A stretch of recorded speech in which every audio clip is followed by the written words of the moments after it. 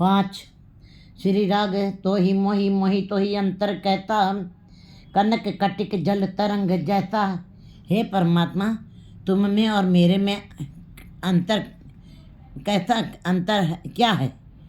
अंतर क्या है? कनिक कटक जल तरंग जैसे, जैसे सोना और सोना और आभूषण और जल और तरंग, दोनों तरंगें जो उठ रही हैं तो जल में से ही उठ रही हैं। वो दोनों एक साथ अन्योन्याश्रित है, एक दूसरे के पूरक है, एक दूसरे के जुड़ी हुई हैं, अलग नहीं की जा सकती हैं। इसी प्रकार सोना और सोने के आभूषण, अगर जो तुम सोना हो तो मैं तुम्हारा छोटा सा गहना हूँ। मैं नाक की कील भी हूँ तो भी तो सोना हूँ। अलंकार मिल फैली हुई हैं ताते कनिक वखानी।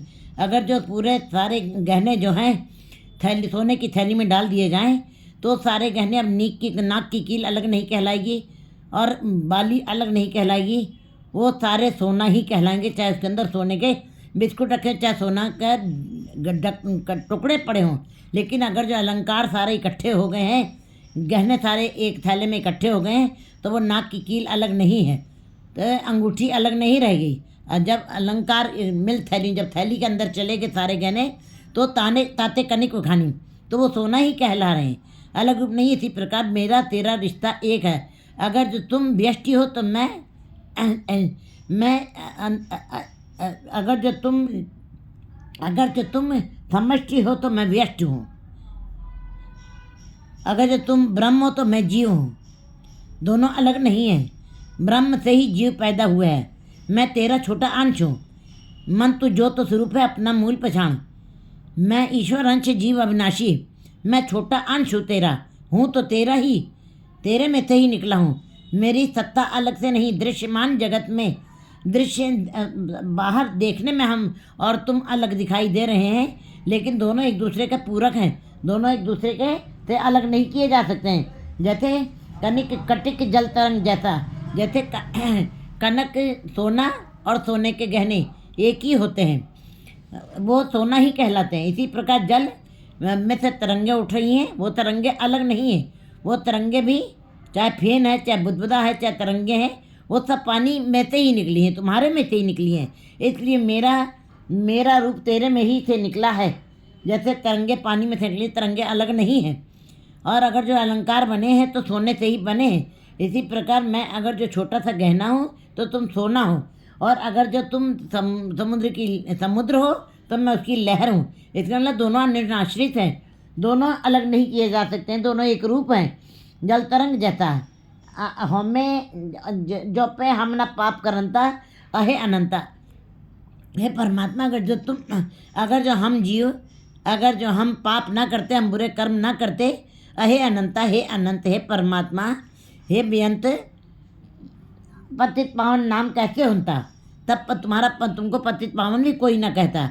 अगर जो हम पापी हैं, हम पाप करते हैं, तो भी तुम पतित पावन कहला रहे हो। अगर जो हम बुरे कर्म ना करते, पाप कर्म ना करते, तो तुम पतित पावन कभी नहीं कहला सकते। इसका मतलब हमारा तुम्हारे दोनों के एक साथ जुड़े हुए एक सिक्के के दो पहलू के समान है। कैसे होता? तुम भी कभी भी पतित पावन नहीं कहला सकते थे रहो। तुम जो नायक आछो अंतर्जामी, अगर जो तुम मालिक कहला रहे हो, अगर जो तुम राजा कहलाने के हकदार हो, और अगर जो मुझको तुम सेवक बना रहे हो, तो सेवक और मालिक दोनों एक ही हैं। चाहे तुम जितना भी मुझे अलग करने की कोशिश करो कि तुम मेरे नौकर हो, लेकिन नौकर है तो मालिक है, तो नौकर भी है, और नौकर नहीं है तो मालिक का कोई अस्तित्व नहीं रह जाता। तुमको मालिक कौन कहेगा?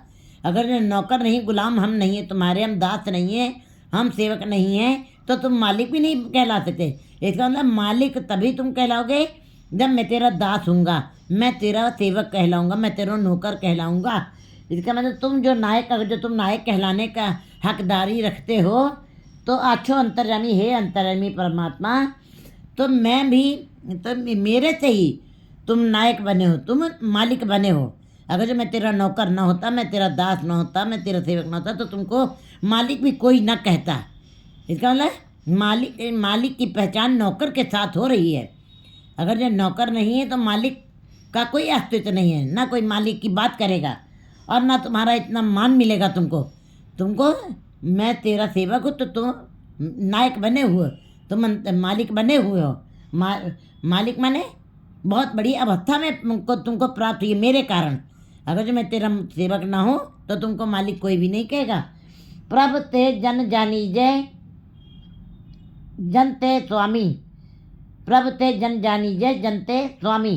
कहते हैं रविदास जी भी कहते हैं कि दास विहीन स्वामी की कोई सत्ता नहीं होती, स्वामी की अनुपस्थित में मालिक का कोई अस्तित्व नहीं होता है। परमात्मा मुझे, हे परमात्मा अंतर्यामी परमेश्वर, यदि तुम अपने स्वामी और अपने दास को स्थापित करना चाहते हो, अपने जन को अपनी दास्ता कबूल करवाना चाहते हो, तो तुम मेरे स्वामी हो और मैं तुम्हारा दास हूँ। मैं तुम्हारे दास बन के ही पहचान बना सकता हूँ, लेकिन तुम मेरे अंतर्यामी परमात्मा हो।